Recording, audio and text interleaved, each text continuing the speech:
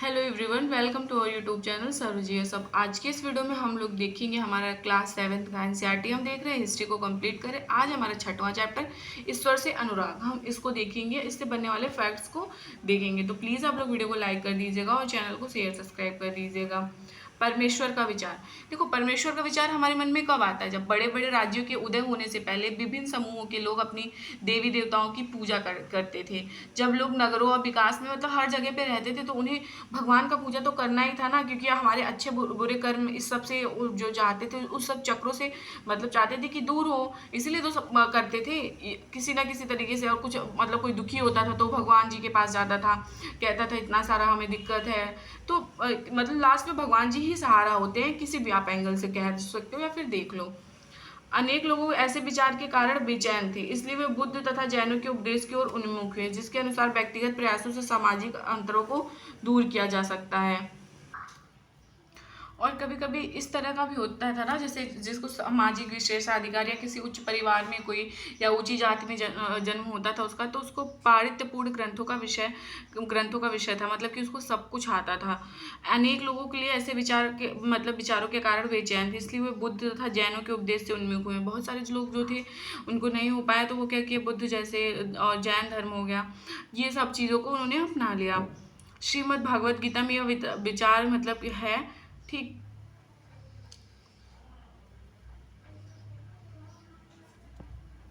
विशुद्ध धार्मिक अनुष्ठानों के माध्यम से शिव, विष्णु तथा दुर्गा देवी को परम देवी देवताओं के रूप में पूजा जाने लगा था। साथ साथ विभिन्न क्षेत्रों में पूजे जाने वाले देवों और देवियों का शिव, विष्णु या दुर्गा के रूप में मतलब इन लोग मानने लगे थे। दक्षिण भारत में नैनार और अलवार।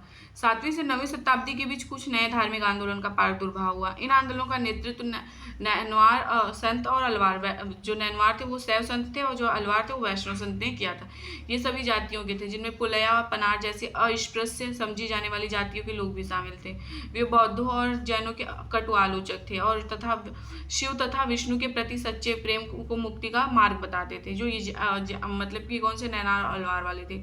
उन्होंने संगम साहित्य, जो तमिल साहित्य का प्राचीनतम है, इस मतलब इसमें समाहित प्यार, सूरवीरता, आदर्शों पर भक्ति के मूल्यों का समावेशन किया। नैनार और अलवार साधु संत जो थे ना, ये घुमक्कड़ थे, मतलब साधु संत एक जगह से दूसरी जगह घूमते थे।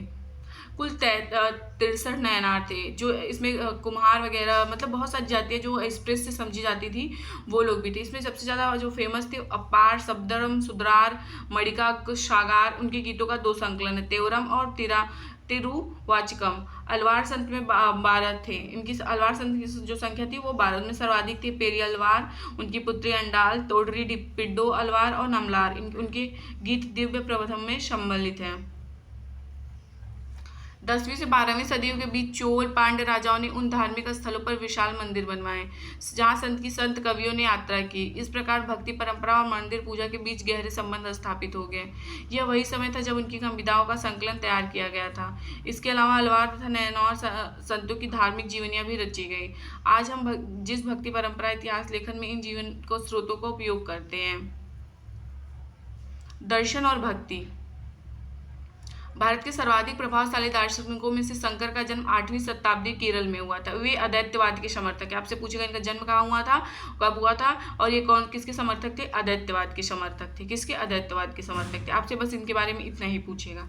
रामानुज 11वीं शताब्दी में तमिलनाडु में पैदा हुए थे। वो विष्णु भक्त अलवार संतों से बहुत प्रभावित थे। उनके अनुसार मोक्ष प्राप्त करने का उपाय विष्णु के प्रति अनन्य भक्ति भाव रखना है। भगवान विष्णु की कृपा दृष्टि से भक्त उनके साथ एकाकार होने का परमानंद प्राप्त कर सकता है। रामानुजन ने विशेषता दैत्य के सिद्धांत का प्रतिपादन किया है। ये चीज याद रखिएगा रामानुजन के बारे में। बसवन्ना का वीर शैववाद। पहले हमने पढ़ा था कि तमिल भक्ति आंदोलन और मंदिर पूजा के बीच क्या संबंध थे। इसके परिणाम स्वरूप जो प्रतिक्रिया हुआ वो बसवन्ना और अल्मा प्रभु और अक्कम महादेवी जैसे साथियों के द्वारा प्रारंभ किए गए थे। ये वीर शैव आंदोलन से स्पष्ट दिखलाई देता है। यह आंदोलन 12वीं शताब्दी के मध्य कर्नाटक में प्रारंभ हुआ था। वीर शैवों ने सभी व्यक्तियों की समानता के पक्ष में और जाति तथा नारी के प्रति व्यवहार के बारे में भी इन्होंने ये सब बताया। और इसके अलावा ये सभी कर्मकांड और मूर्ति पूजा के विरोधी थे। ये लोग मतलब मूर्ति पूजा वगैरह के एकदम विरोधी थे। दक्कन में भक्ति आंदोलन। 13वीं से 17वीं शताब्दी के महाराष्ट्र में अनेकांश संत कवि हुए जिनके सरल मराठी भाषा में लिखे गए गीत आज भी मन को प्रेरित करते हैं।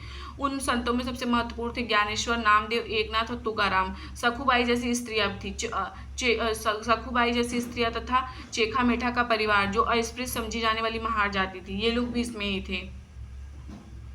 इस संत कवियों ने सभी प्रकार के कर्मकांड, पवित्रता के ढोंगों और जन्म के आधार पर सामाजिक अंतरों का विरोध किया, यहाँ तक कि उन्होंने संन्यास के विचारों को भी ठुकरा दिया।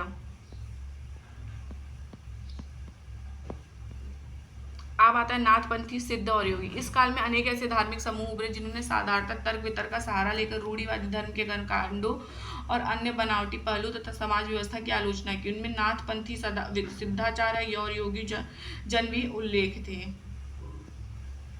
इस्लाम और सूफी संत, यहाँ से क्वेश्चन पूछता है। संतों और सूफी संतियों में बहुत अधिक समानता थी, यहाँ तक कि यह भी माना जाता है कि उन्होंने आपस में कई विचारों का आदान प्रदान किया। सूफी मुसलमान रहस्यवादी थे, वे धर्म के बाहरी आडंबरों को स्वीकार करते हुए ईश्वर के प्रति भक्ति तथा सभी मनुष्यों के प्रति दया भाव रखते थे। इस्लाम ने एकेश्वरवाद यानी एक अल्लाह के प्रति पूर्ण समर्पण का दृढ़ता से प्रचार किया।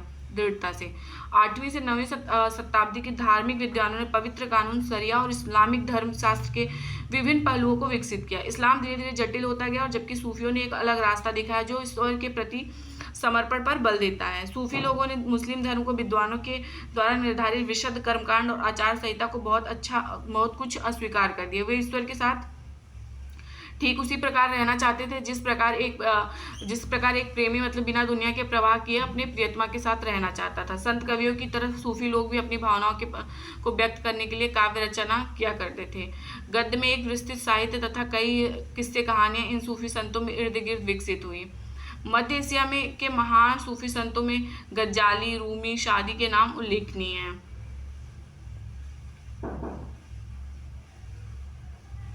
11वीं सदी से अनेक सूफी जन मध्य एशिया से आकर हिंदुस्तान में बसने लगे। दिल्ली सल्तनत की स्थापना के समय मैंने अभी आपको दिखाया था जो चैप्टर 3 में था।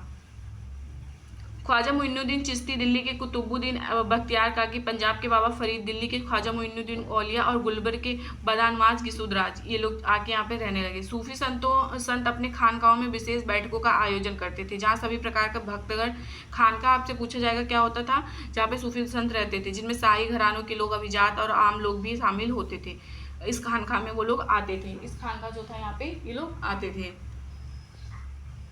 अक्सर लोग ये समझते थे कि सूफी औलियाओं के पास चमत्कारी शक्तियां होती जिनमें आम लोगों की बीमारियां तकलीफों से छुटकारा मिल सकता है। सूफी संत की दरगाह एवं तीर्थस्थल बन जाता था जहां सभी ईमान धर्म के लोग हजारों की संख्या में इकट्ठा होते थे।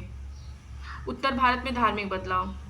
13वीं सदी के बाद उत्तरी भारत में भक्ति आंदोलन की एक नई लहर आई। यह एक ऐसा युग था जब इस्लाम, ब्राह्मणवादी, हिंदू धर्म, सूफी मंत्र की भक्ति विभिन्न धाराओं ने, नाथपंथी, सिद्धों तथा योगियों ने परस्पर एक दूसरे को क्या किया, प्रभावित किया। ये लोग एक दूसरे को प्रभावित की, चित्रकला वगैरह से जो भी था आपस में एक दूसरे को बांटते रहते थे। उनमें से कौन है? कबीर, बाबा गुरु नानक जैसे कुछ संत ने भी आडंबरपूर्ण रूढ़िवादी धर्मों को अस्वीकार कर दिया। तुलसी और सूरदास जैसे कुछ अन्य संतों ने भी उस विद्यमान विश्वास तथा पद्धतियों को स्वीकार करते हुए उन सबकी पहुंच में लाने का प्रयत्न किया। तुलसीदास ने ईश्वर को राम के रूप में धारण किया। अवधि उत्तर प्रदेश की बोली में ये लिखते थे। इन्होंने रामचरितमानस की क्या की थी रचना? तुलसीदास किसकी? रामचरितमानस की। सूरदास श्री कृष्ण के भक्त थे, अनन्य भक्त थे। उनकी रचना क्या है? सूरसागर, शूरसारावली, साहित्य लहरी, ये इनकी वो है। असम के शंकर देव ये परवर्ती 15वीं शताब्दी में जो इन्हीं के समकालीन थे। उन्होंने विष्णु की भक्ति पर बल दिया। असमिया भाषा में कविता तथा नाटक लिए। उन्होंने ही नामघर कविता लिखा था और इसकी की स्थापना की और यही पद्धति चलाई। इस परंपरा में दादू दयाल, रविदास और मीरा जैसे संत भी शामिल थे। मीरा एक राजपूत राजकुमारी थी जिनका विवाह 16वीं शताब्दी मेवाड़ के राजघराने में हुई थी। मीराबाई रविदास जो अस्पृश्य जाति के माने जाते थे उनकी अनुयायी बन गई थी। वे कृष्ण के प्रति समर्पित थे। उन्होंने अपने गहरे भक्ति भाव को कई भजनों में विभक्त किया है। उनके विचारों ने उच्च जातियों के रीति रिवाज, नियमों को खुली चुनौती दी तथा गीत राजस्थान और गुजरात के जनसाधारण में बहुत लोकप्रिय हुआ। कबीर को एक नज़दीक से देख लेते हैं। कबीर संभवतः 15वीं से 16वीं सदी में आए हुए एक अत्यधिक प्रभावशाली संत थे। उनका पालन पोषण बनारस या उसके आसपास के एक मुसलमान या जुलाहा, जिनको बुनकर बोलते हैं, परिवार में हुआ था। उनके बारे में याद रखिएगा। इनकी रचनाएं बहुत बढ़िया थी। ये घुमंतु भजन गायकों द्वारा करते थे। मतलब इनमें कुछ प्रमुख इनके ग्रंथ साहब, पंचवाड़ी, बीजक, इसमें सब में इन्होंने लिखा था ये सारी बुक्स। कबीर के उपदेश धार्मिक परंपराओं की पूर्ण प्रचंड अस्वीकृति पर आधारित थे। कबीर निराकार परमेश्वर में विश्वास रखते थे। उन्होंने यह उपदेश दिया कि भक्ति के माध्यम से मोक्ष यानी मुक्ति हम पा सकते हैं। बाबा गुरु नानक, एक नज़दीक से हम इनको देखते हैं। कबीर की अपेक्षा बाबा गुरु नानक इनका जो कार्यकाल है 1469 से लेकर 1539 के बारे मतलब तक था। इनके बारे में हम मतलब कहीं ना कहीं पढ़ चुके हैं। तलवट्टी यानी पाकिस्तान के ननकाना साहब में इनका जन्म हुआ था। इनका बाबा गुरु नानक ने करतारपुर रावी नदी के तट पर मतलब इन्होंने डेरा बनाया था। डेरा नानक के एक केंद्र स्थापित करने से कई यात्राएं की। उन्होंने अपने अनुयायियों को करतारपुर की एक नियमित उपासना पद्धति अपनाई, जिसके अंतर्गत उन्होंने भजनों को मतलब भजन वगैरह जो था उसको करते थे, शब्द जिसको बोलते थे। और मतलब ये बिना लिंग भेद कोई भी आए कुछ भी करे, इन्होंने एक साजी में इकट्ठे खाते पीते थे मिलकर। इसे एक रसोई बनाया था जिसमें सब खाते पीते थे, लंगर जिसको हम कहते हैं। बाबा गुरु नानक ने उपासना और धार्मिक कार्यों के लिए जो जगह नियुक्त की थी वो धर्मशाल कहा जाता था। इसे हम आज क्या कहते हैं, गुरुद्वारा। 1539 में अपनी मृत्यु के पूर्व बाबा गुरु नानक ने अनुयायियों को अपना उत्तराधिकारी चुना था, जिनका नाम लहड़ा था, लेकिन ये बाद में गुरु अंगद के नाम से जाने गए। गुरु अंगद का नाम महत्व था क्योंकि गुरु अंगद ने बाबा गुरु नानक के ही अंग माने गए। ये गुरु अंगद ने बाबा गुरु नानक की रचनाओं का संग्रह किया, उस संग्रह में अपनी कृतियां भी जोड़ दी। संग्रह की नई लिपि गुरुमुखी में लिखा गया। गुरु अंगद के 3 उत्तराधिकारियों ने भी सभी रचनाएं नानक नाम से लिखी थी, मतलब इनके जो उत्तराधिकारी थे। इन सभी संग्रह का गुरु अर्जुन ने 1604 में किया। इस संग्रह में शेख फरीद, संत कबीर, भगत नामदेव, तेग बहादुर, सूफी संतों और गुरुओं की वाणी जोड़ी गई। 1706 में बृहद संग्रह को तेग बहादुर के पुत्र व उत्तराधिकारी गुरु गोविंद सिंह ने प्रमाणित किया। आज इस संग्रह को सिखों का पवित्र ग्रंथ हम क्या बोलते हैं, किस नाम से, गुरु ग्रंथ साहिब के नाम से जानते हैं। 16वीं शताब्दी में 16वीं शताब्दी में क्या हुआ था, बाबा गुरु नानक के उत्तराधिकारी के नेतृत्व में उनका अनुयायियों की संख्या का विस्तार हुआ। ये अनुयायी कई जातियों में थे, परंतु इनमें व्यापारी, कृषक, शिल्पकार लोग ज्यादा थे। इसकी वजह से हो सकता है कि बाबा गुरु नानक इस बात पर बल दिया करते थे कि उनके अनुयायी गृहस्थ हों और उपयोगी उत्पादक पेशों से जुड़े हों। 17वीं शताब्दी के प्रारंभ में केंद्रीय गुरुद्वारा हरमंदिर साहब यानी स्वर्ण मंदिर के आसपास रामदासपुर शहर अमृतसर के विकसित होने लगा था। प्रशासन में वस्तुतः स्वायत्त था। यह आधुनिक इतिहासकार इस युग के सिख समुदाय के राज्य अंतर्गत राज्य माना जाते थे। मुगल सम्राट जहांगीर इस समुदाय को एक संभावित खतरा मानता था। उसने 1606 में गुरु अर्जुन देव को क्या कर दिया था, मृत्यु दंड दे दिया था। 17वीं शताब्दी में सिख आंदोलन के राजनीतिकरण शुरू हो गया, जिसका दूरगामी परिणाम यह हुआ कि 1699 गुरु गोविंद सिंह ने खालसा पंथ संस्था की स्थापना की, जिसे खालसा पंथ के नाम से जाना जाता था। 16वीं और 17वीं शताब्दी के बदलती ऐतिहासिक परिस्थितियों ने सिख आंदोलनों के विकास को प्रभावित किया। शुरू से ही बाबा गुरु नानक के विचारों से सिख आंदोलन पे गहरा प्रभाव पड़ा। उन्होंने एक ऐसे स्वर उपासना के ऊपर महत्वपूर्ण या फिर जोर दिया। उन्होंने आग्रह किया कि जाति धर्म इस सब चीज़ों से हम दूर आए, मतलब सब को एक माने। तो ये हमारा चैप्टर समाप्त होता है। प्लीज़ आप लोग वीडियो को लाइक करिएगा, चैनल को शेयर सब्सक्राइब करिए। अगर आप चैप्टर वाइज नोट्स लेना चाहते हो तो नोट्स की प्राइस 21 रुपीज़ है। आप इस नंबर पे मैसेज कर सकते हो 896060218203। इस पर आप मैसेज कर सकते हो और वीडियो को लाइक करिएगा, चैनल को शेयर सब्सक्राइब। Thank you.